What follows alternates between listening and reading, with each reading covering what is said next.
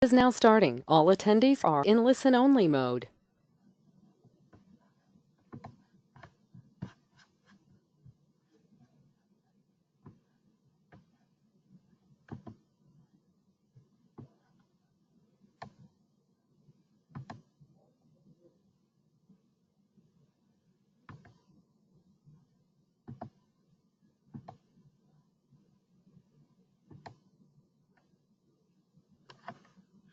Greetings, everyone. This is Sal Munoz with All Chicago. I am the System Implementation Manager here with the HMIS team. And today we are going to be talking about need status updates and doing a quick overview of the referral workflow. So again, we will be getting started shortly. We have a few more people coming in, so I'm going to give us about a minute to get started. So again, this is for the need status updates and referral workflow, largely related to the coordinated entry system.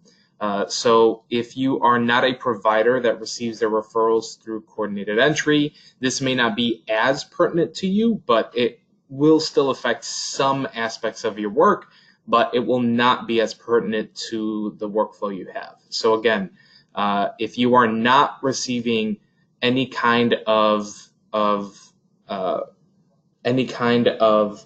referrals from the coordinated entry system, this will not be affecting you as severely. But for the rest of those folks, we will hold off, and I'm going to be waiting about a minute or two so that everyone else can jump on board.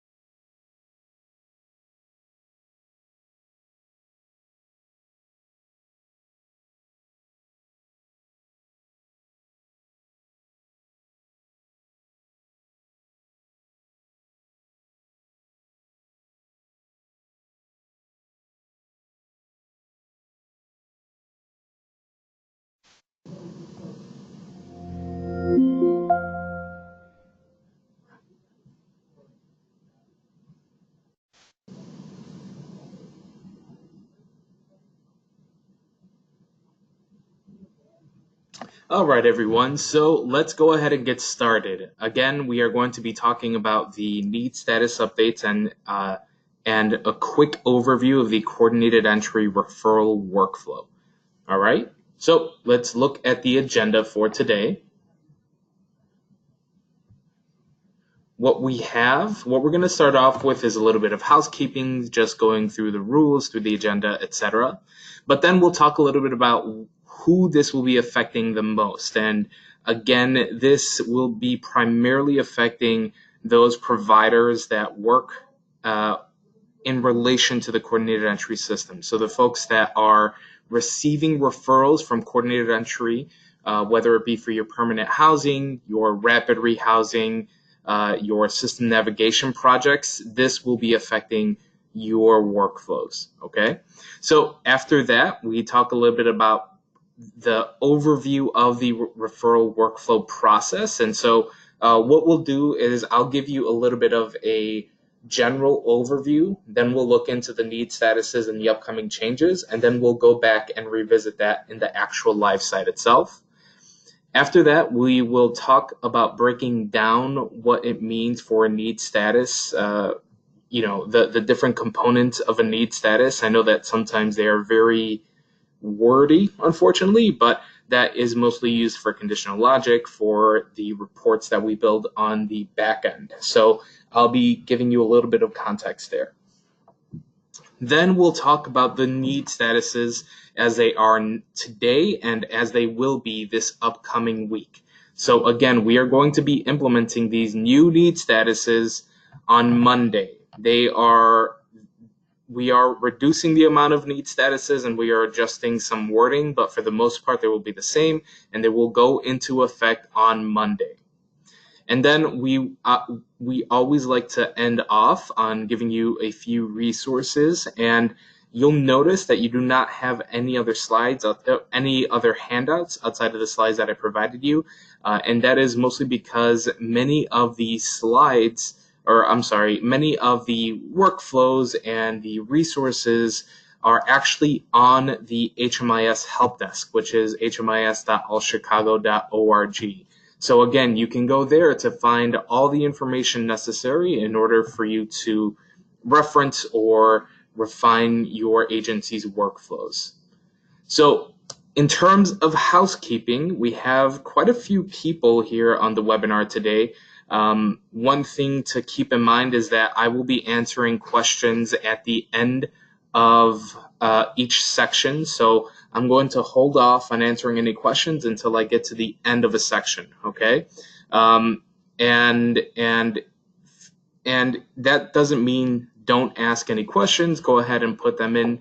We're going to be using the questions little sidebar that you'll find in the GoToWebinar toolbox. So go ahead and type in any questions that you may have, and I will get to them at the end of each section. So if it can be as pertinent to the topic at hand as possible, that would be wonderful. But I'll try to get to any questions that we have. And then obviously I want to have enough time for a little bit of a back and forth of a Q&A. So I am trying to build in some time for you to ask any questions you may need to ask. Another thing to note is that I will not be using the chat function, nor will I be taking anyone off of mute. So again, if you do have a question, please use the question function of GoToWebinar. Now, with housekeeping out of the way, let's talk a little bit about who this will be affecting. So just to go over some of the impacts of need statuses. So a need status need statuses are largely used in the service transaction section of a client profile. So if you remember, you may have a service need, or if you've ever created services in general, oftentimes you will see something that says need status and outcome. And that's always at the bottom of a service transaction screen. So the need status indicates what the state of that client's need is. So in that regards, it was never necessarily built exclusively for coordinated entry. Need statuses were something that were originally designed for just general purpose to help identify, if a client has a need of getting immunization, then you provided that service, you would update the need status to be that the outcome, that the need status is closed and met, or that it's identified or in progress as you work to get that client's immunizations, whatever it may be. So this was the original intention of the need status, and it has since evolved since we've integrated coordinated entry last year. And those of you that have been in the system for quite some time, you will have noted that the need status is something that is pretty consistently changing, right? We've used it for several different pilot projects. We have sort of rigged this little field so that it works in different workflows, so that it is a way that we are able to report out and keep workflows for certain projects operating. So keep in mind that need statuses are not solely for coordinated entry, but as you will see throughout this presentation, coordinated entry is a gigantic part of this. It's a gigantic part of the need status, and without the need status being updated consistently, then coordinated entry would suffer pretty significantly. So let's move on. And like I had mentioned, need statuses really drive the coordinated entry system process. It helps to provide us with insight in terms of where the client is in your agency's intake process. So have you attempted contact? Are you about to enroll them? Have you housed them, etc.? Or if it doesn't work out with a client for whatever reason, maybe the client isn't eligible, maybe the client declined your services, whatever it may be, the need statuses will be a way for you to be able to trigger rematch requests so that we know that this match did not work out for you, you indicating that you need a rematch request on service point on the service transaction will help indicate to us that we have to give you a new match and we have to match that client to services that may be more appropriate for them, or we have to match that client to some type of housing system navigation, anything of that sort. And as always, I think all of this is really centered on the client. This is a tool that helps us coordinate client care. This is the best way that we were able to find and build reporting around so that we can keep track of where our clients are and of how they are engaging with the system. So these are some of the overarching context for why need statuses are such an important part to not only service point, but particularly it is a critical part to coordinated entry. So who does this affect? Now, this is most relevant to agencies that are receiving referrals from coordinated entry. And so these typical project types might include permanent housing, permanent supportive housing, rapid rehousing, youth transitional housing, housing system navigation, safe haven projects, and any type of SSVF projects. So these are projects and agencies that are actively engaging with a coordinated entry system. Now, as you likely already know, permanent housing providers, permanent supportive housing providers, and rapid rehousing providers are supposed to be receiving all of their referrals through coordinated entry. We are looking to address any sort of side doors where clients may get in without having engaged with coordinated entry first. And the reason that we are moving in that direction is that it then becomes a place where we can collect as much data as we possibly can.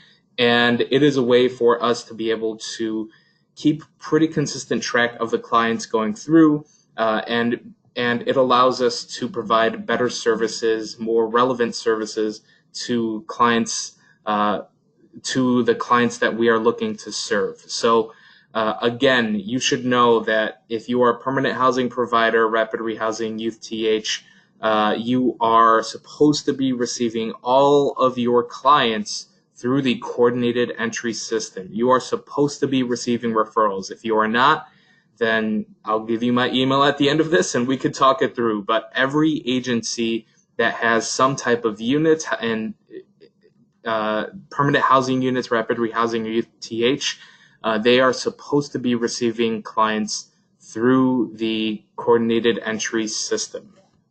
And so I want to talk a little bit about who this might not be as relevant to. And that's for the most part emergency shelters or those providers that don't receive any kind of referrals from coordinated entry. And that might include, service-only projects, small street outreach projects that don't necessarily have skilled assessors. And I meant to say that it's a little less relevant because the changes to the service transactions will still change the way that you input service transactions, but it won't have such a drastic impact to the work that you do. So again, keep that in mind. Though the need statuses are touched by everyone in the system, especially those of you that record service transactions pretty frequently, this is not as relevant to emergency shelters because emergency shelters, frankly, know not to use any of the CES need statuses, nothing of that sort. And if you're a provider that doesn't receive referrals from coordinated entry, then you never really have to worry about updating any need statuses that would be in the coordinated entry system. So keep that in mind as we go forward. This webinar is largely targeted to those permanent housing, rapid rehousing, youth TH, housing system navigation providers, those providers that do receive referrals from coordinated entry. So with that having been said, I hope even if you do work at an emergency shelter, you will stick around and listen to us. So moving forward, I want to give a quick overview of the referral workflow. So this is a hard copy format of what the referral workflow is in HMIS and how agencies are receiving referrals, and when in the process you would update the referrals to reflect the correct need status. So starting off, all housing providers, when they receive a referral from the matching team, they are going to see a status of CES matched awaiting response by housing provider. So you're expected to respond to this within 2 days. And when I say respond to this referral, that necessarily means that you just want to make an attempted contact. You want to send out an email. You want to give a call to this client, try to catch them as soon as you possibly can. And so once you do make an attempted contact, you would indicate CES attempted contact upon your first attempt at getting in touch with the client.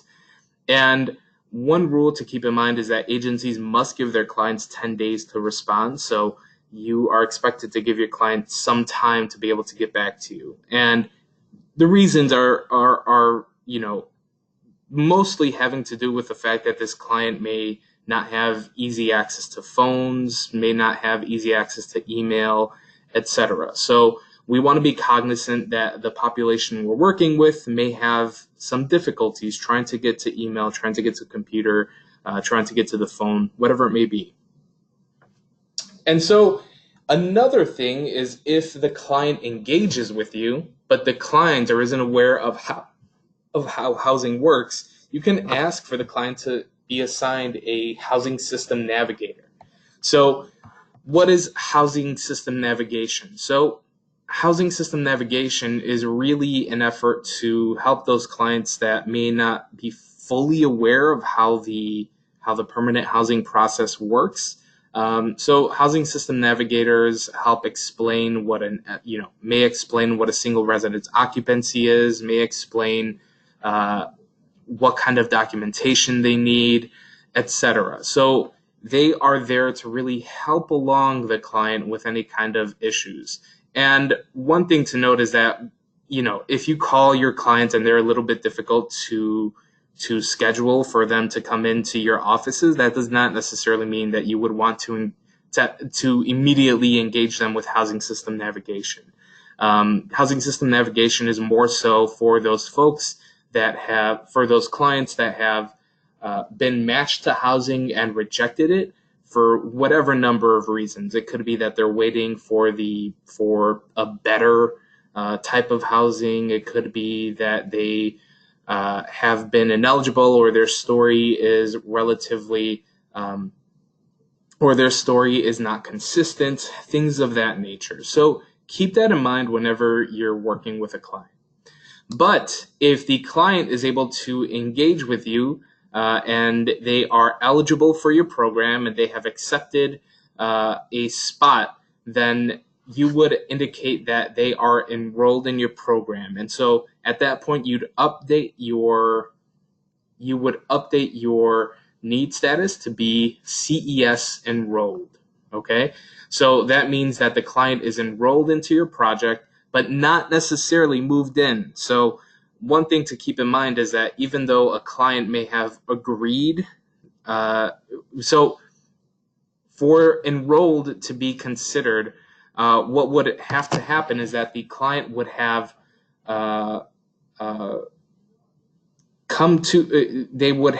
applied to your agency, and your agency then reviews their documentation, deems them eligible for your program. So you're essentially making sure that they are indeed eligible and have all the documentation necessary to prove that. And so upon you deeming them eligible, you would offer the client an opportunity to move in with you. So you would essentially say to the client, you are eligible for a program. We would love it if you come to live with us starting on whatever date, starting on the first of the month, whatever date is necessary, or whenever the unit is first available. So if a client then says, yeah, 100% enthusiastic about coming into the project, then the client is officially enrolled. So it is dependent on making sure the client is indeed eligible and the client accepting the terms of the enrollment and agreeing upon an expected housing move-in date. So also at this point, that is typically where you would enroll the client into your project. So you would create a project entry for this client, but you would not indicate the housing move-in date for them. So keep that in mind as we move forward.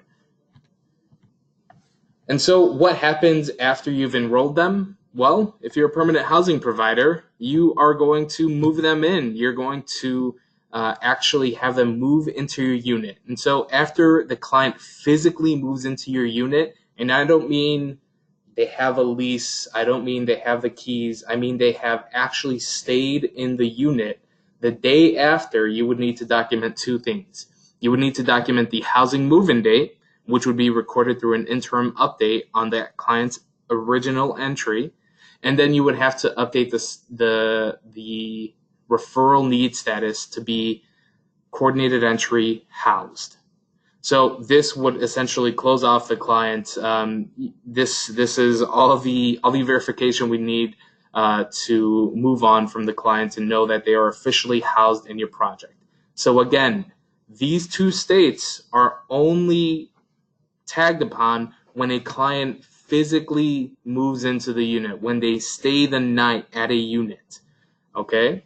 So again, that doesn't mean that you have set a lease date and it starts on the 1st and you want to preempt having to do more work, so you create a housing move-in date that is recorded in the future.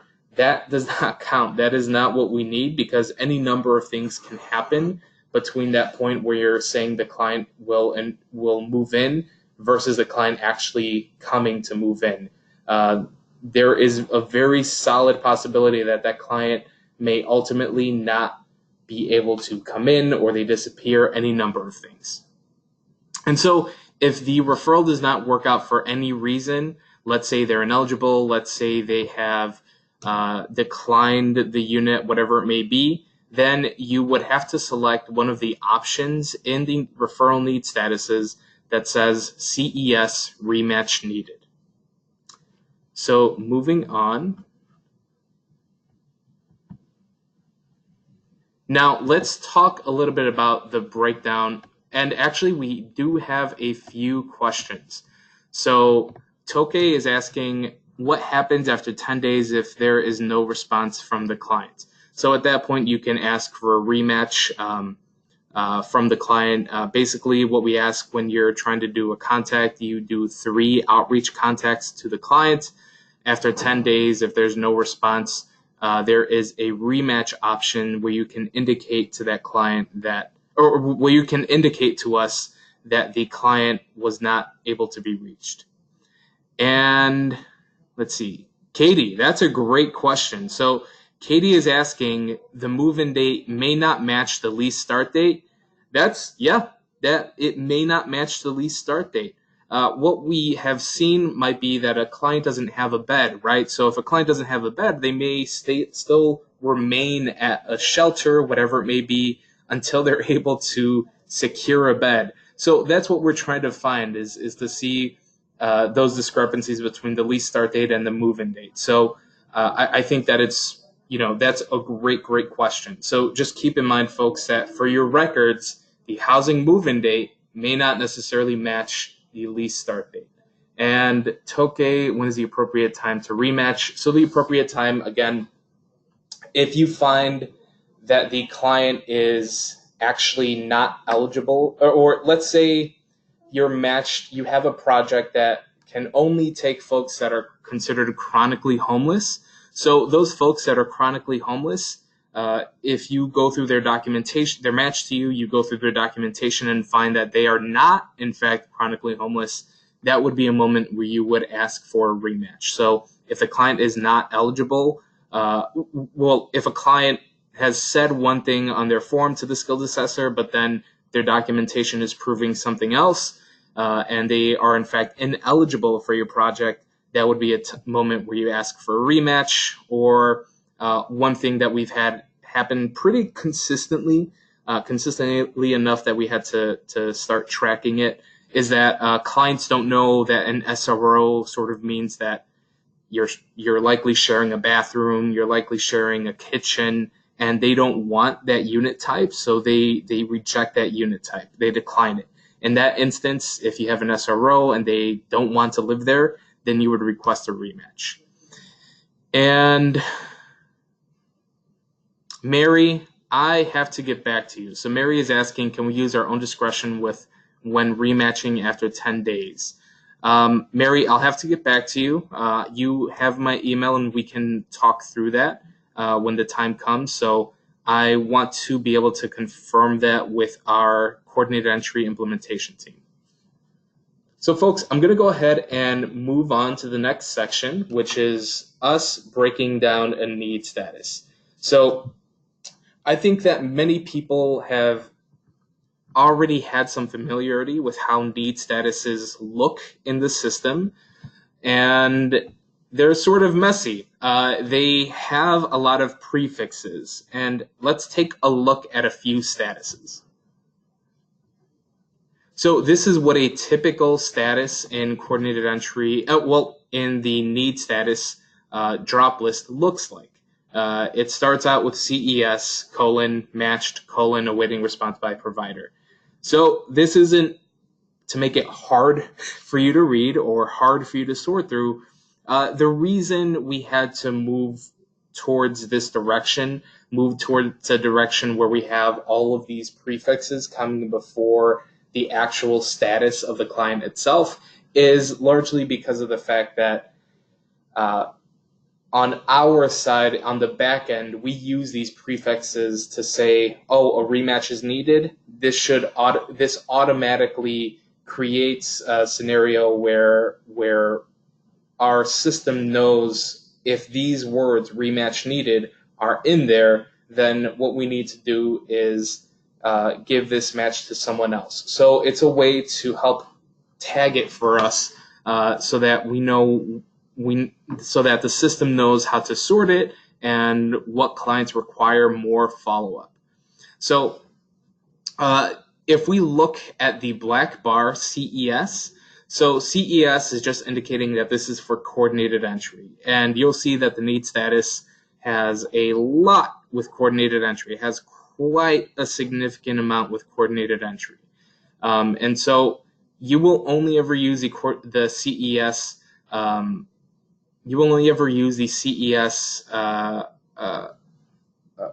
prefixed statuses when you are working with a client that was referred to you through CES.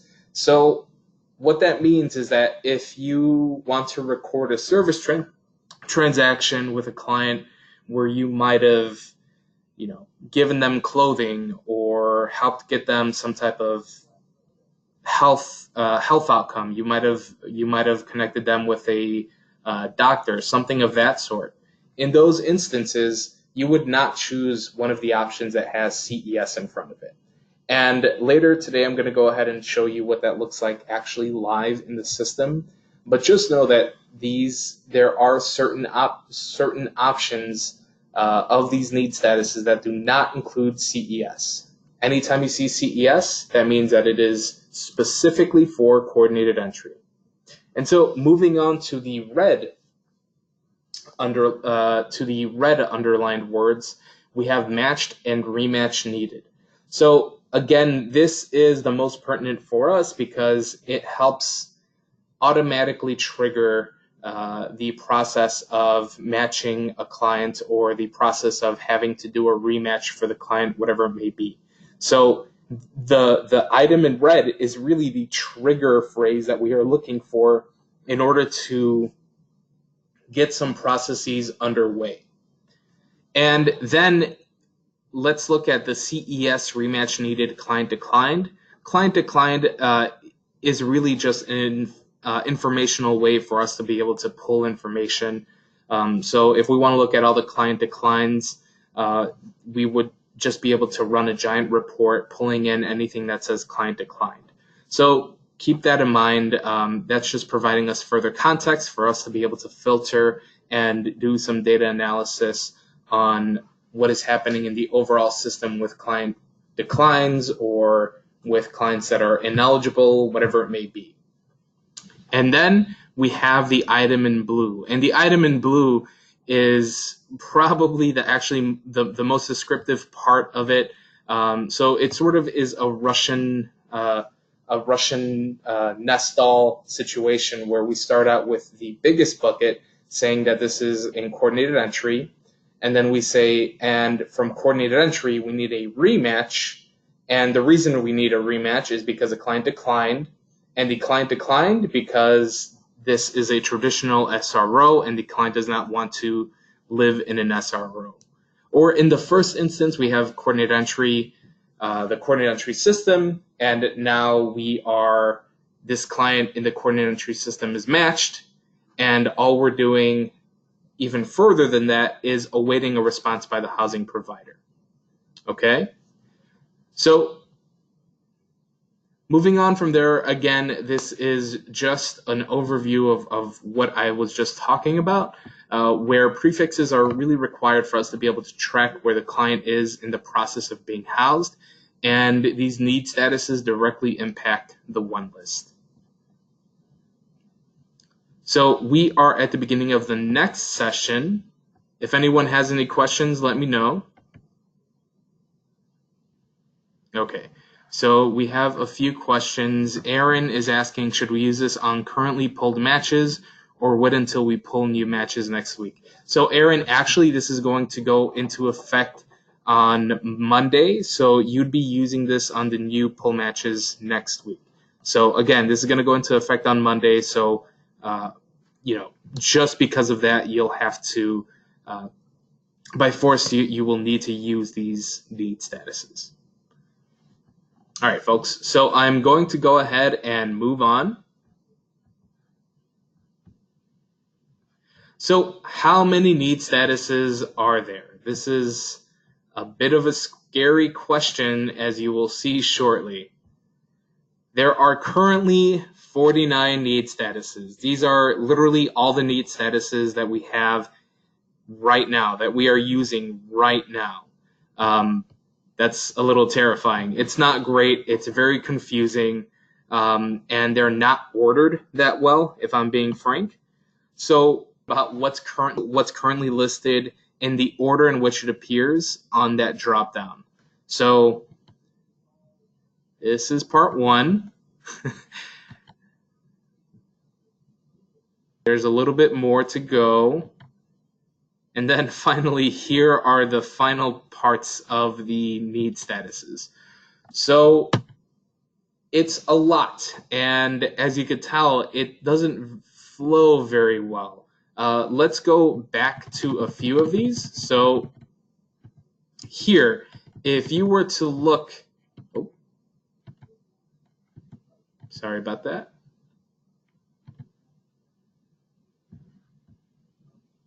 So if you were to look here, this is the very top of the need statuses. Excuse me, I don't know why. There we go. This is the very top of the need status. So this is literally what it looks like when you are pulling the coordinated entry need statuses to update your referrals. So the first thing you would see is CES team only, match to alternate provider, CES team only, outreach match for assessment. Then we have family referrals, then we have housing unit identification, then we have the initial process, which seems like it might be correct, but then we have the attempted contact, and then we get pretty descriptive. We get into the weeds in terms of awaiting the program eligibility confirmation, in terms of awaiting for the intake to be scheduled, etc. So I just want to ask, how did we get to this scenario? How did we get to 49 need statuses, which is a gigantic amount? I mean, it's really confusing to see, to know which is the one that you have to choose. And in particular, they're not partitioned off for the most part, so it's a little confusing. Now I just had to get through all my animation. But let's talk about how we got to 49.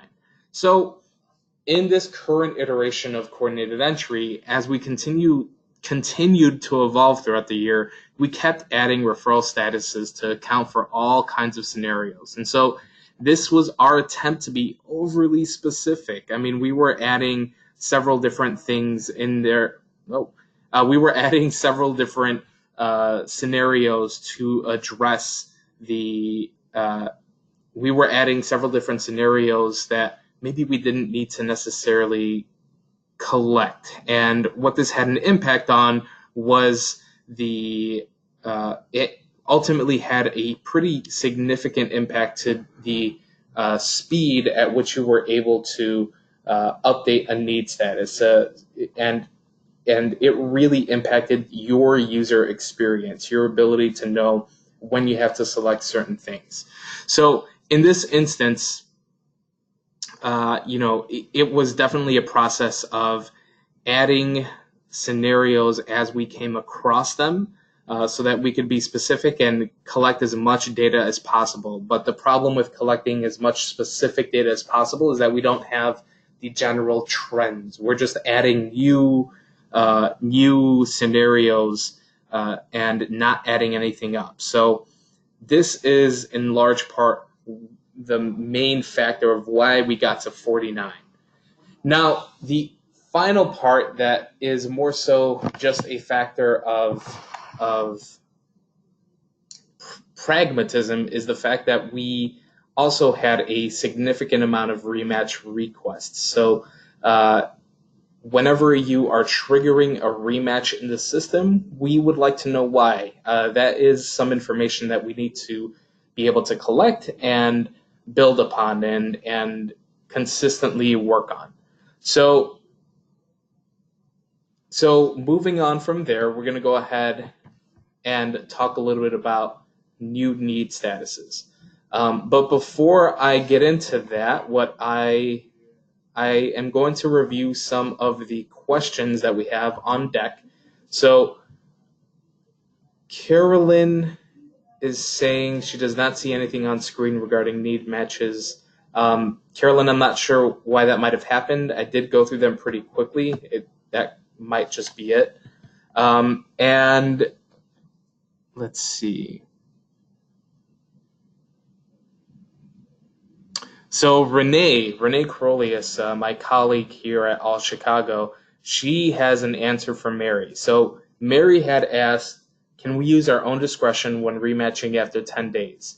And Renee is saying that if a provider wants to give the client a bit more than 10 days to respond, they're able to do so. It's just a minimum of 10 days. So you at least have to give your clients 10 days to respond to attempted contacts. So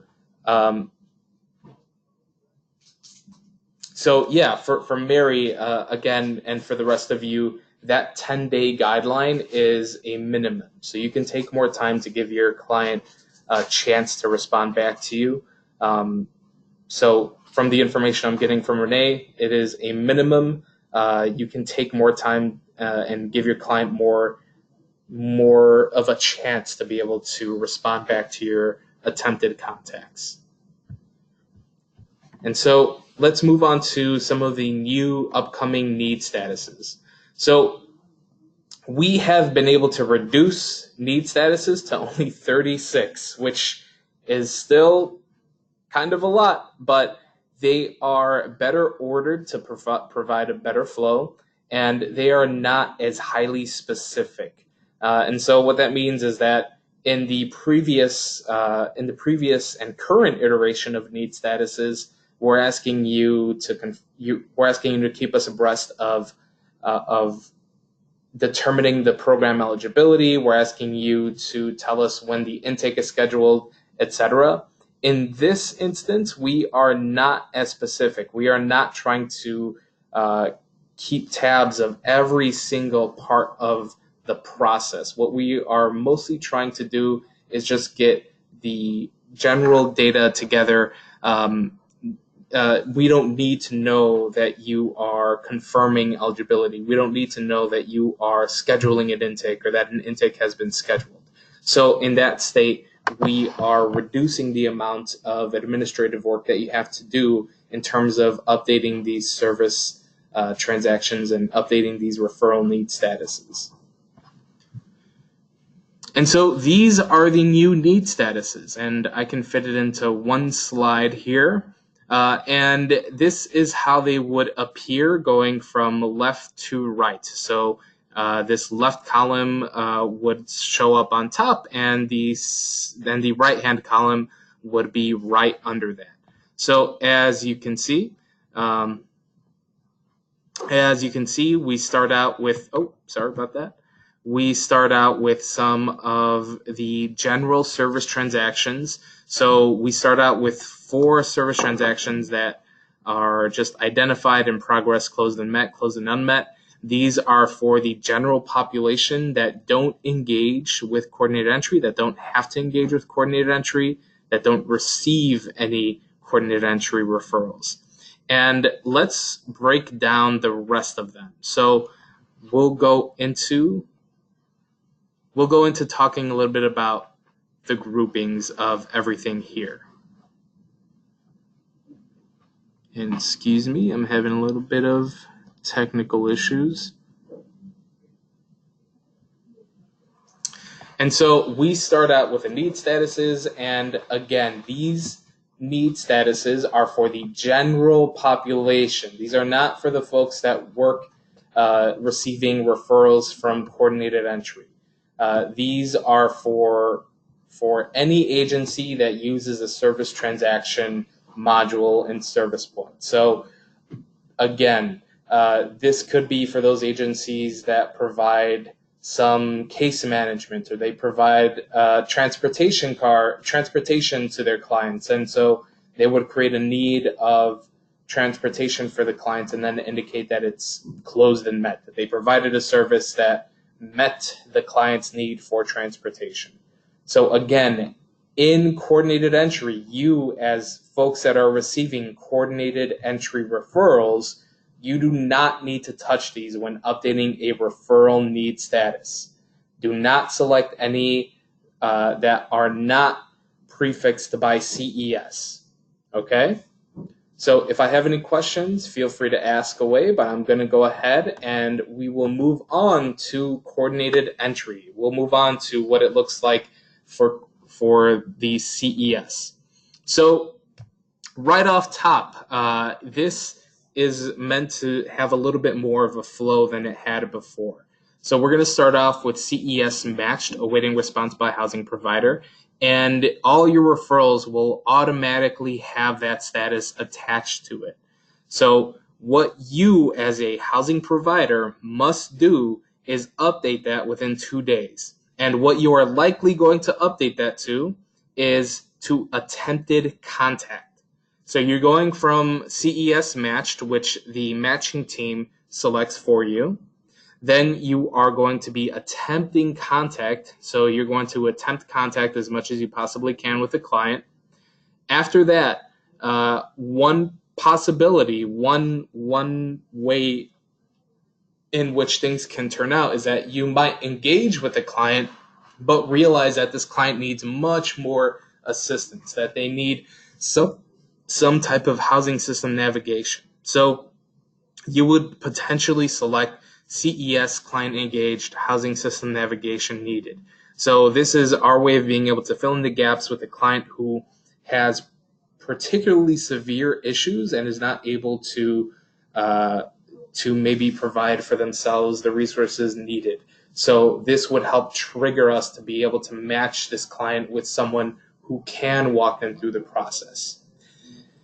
After that, and again, this third option is only for certain agents, for very rare cases. This is for those clients that are difficult to engage with. So then we move on to CES enrolled. And so notice that we don't have anything for intake. Notice that we don't have anything for awaiting eligibility, thinking about waiting eligibility. We are not tracking all the steps in between. What we really want to know is that you're attempting contact, that you've enrolled the client, and that you have ultimately housed them. There are no more in-between steps. We are not requiring you to update the need status every single time for every single little action that you've done. All we need to know is that you are enrolling them or that you have housed them. And so moving on from there, we then go into a few scenarios where it may be for specific project types. So CES vouchered, eligibility confirmed in a waiting unit. That could be if you work, if the unit that you have available is required to go through a vouchering process. And then for Jesse Brown, there's an option there to indicate which clients have been housed with VASH. So just keep that in mind, that those two are for very specific, highly specific project types and for specific projects. The majority of you will be likely engaging with 4 of these need statuses. And those 4 need statuses, the most important, are going to be CES matched awaiting response by provider, because that's what it's going to start out with. Then you'll move on to attempted contact. And then assuming everything goes well with the attempted contact, you're able to get in touch with them, you would move on to enrolled. So you would enroll the client when you find that they are eligible and that they are willing to live in your units, and that you have come to an understanding that the client will be housed at a certain point in time. And then once that client has actually stayed in the unit, they have hit, their head has hit the pillow. They walk through the door and they stayed there for that night. Then you would indicate that it is CES housed. Okay, so those are the four main statuses of a really smoothly run client process. Okay, so before I move on, I see a question by Gloria Robinson, and she's asking, so Gloria is asking, what is the need status response for closing out a coordinated entry referral when you do not need a rematch? So the unit may no longer be available to the project. And Gloria, I think that you may actually be one of the few providers who has like a 2-to-1 matching thing. And that's a great question. So one thing to understand is that, and we are actually about to get into rematches. So I'm a little glad you asked that, Gloria. But rematches. So rematches are not only triggering a rematch potentially for your agency, but it also means that we need to rematch this client to a different project. So again, rematch is not just saying that, oh, my agency, my project, we need another rematch. It's also saying that this client needs to be rematched elsewhere. This client needs to be rematched to some type of housing. And Gloria, what your rematch is essentially saying is, I think you are one of, I think you may be in a project that has 2-to-1 matching. So what could and this is just off the top of my head, I'm on,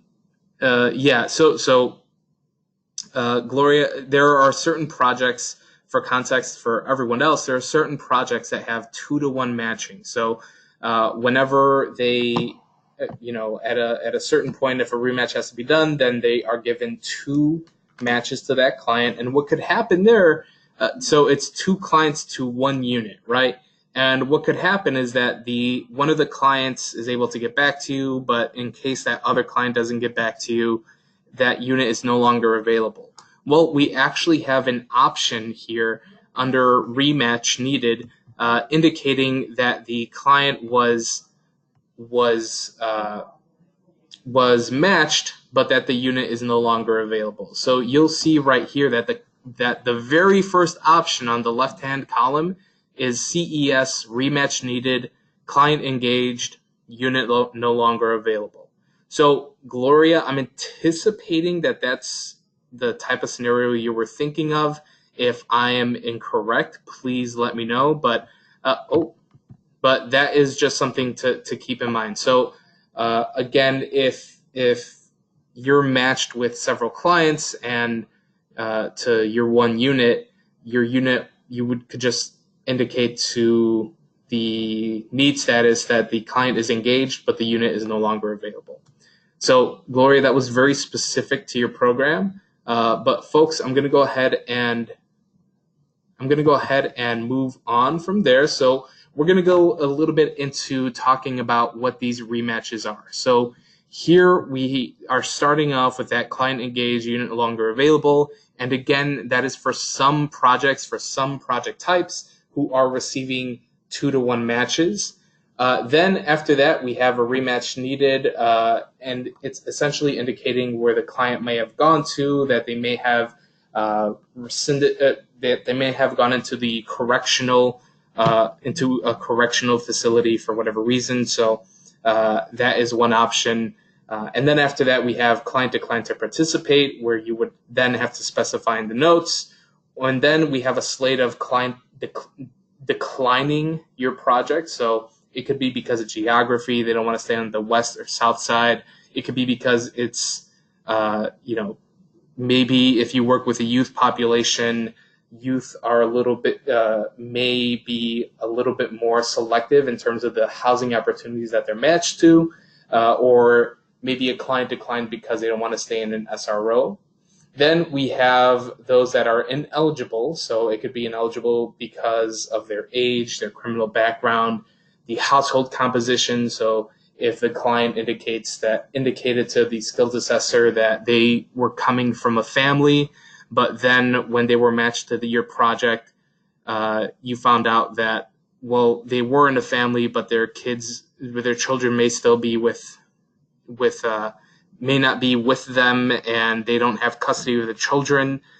So your family, even though they were matched to your family project, the client is indeed single right now, but just doesn't have the children, then you would indicate to us that a rematch is needed because of the household composition. And then again, we have more ineligibles, where it could be that the client is not actually experiencing homelessness. And this is a pretty big one, in that many clients and many folks out there think that homelessness is constituted by being doubled up, which is not what literal homelessness is. So if a client is doubled up with a family member, according to the HUD guidelines, that is not what literal homelessness is. And then we have not experiencing chronic homelessness, for those projects that house chronically homeless clients. Then right after that, we have rematch needed, client located but not engaged in housing process. So that would be you contacting with the client, but they're just not answering you.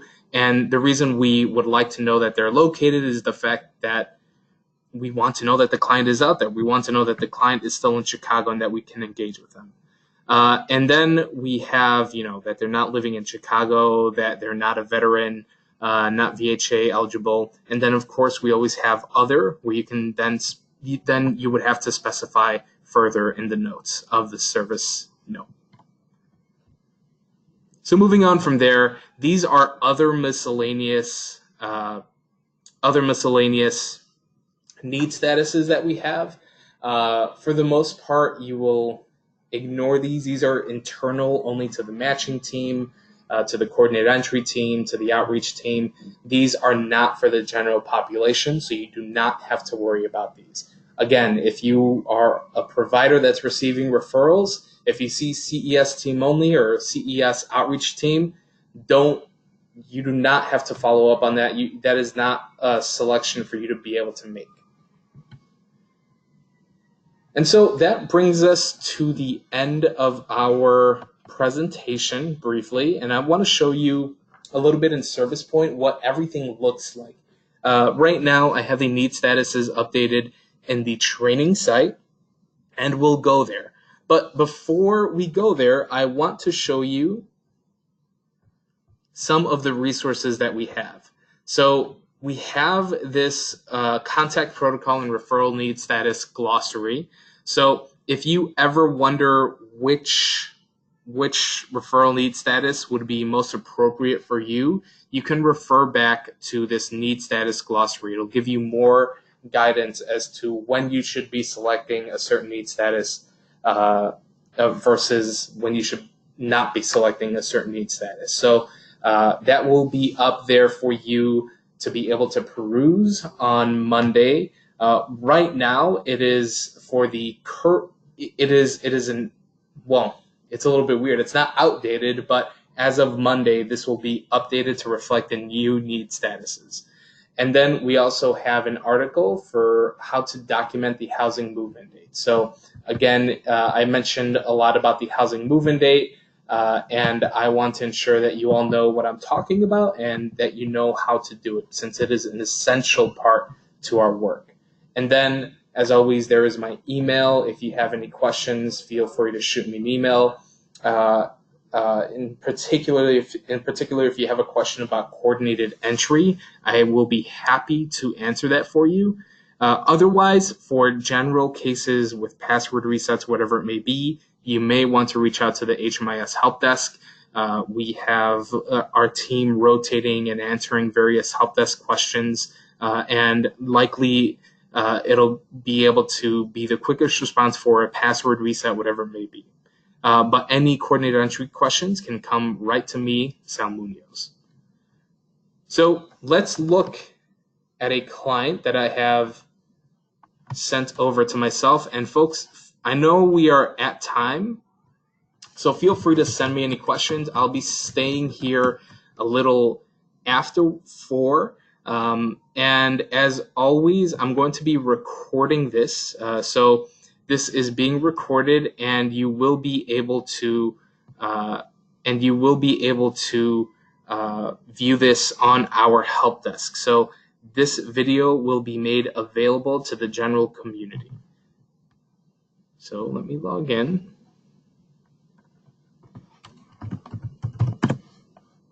And here I have my client, Jacob Testing.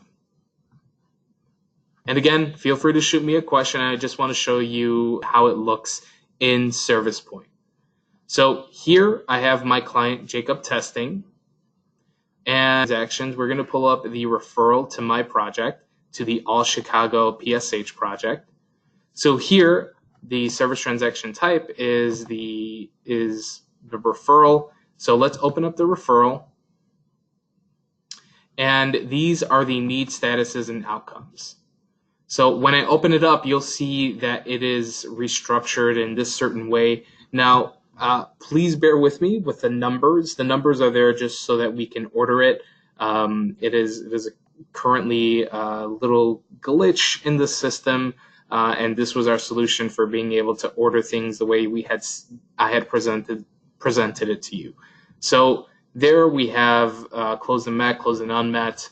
Then we get into coordinated entry where it's matched awaiting response. Then we move on to attempted contact, client engaged, that the client is housed, then they're vouchered, etc. So at this point, I could say that maybe my client has, if I need a rematch, I can come right down here and I could say that this client has declined and that they have declined to participate. If I chose that, I'd have to specify in notes.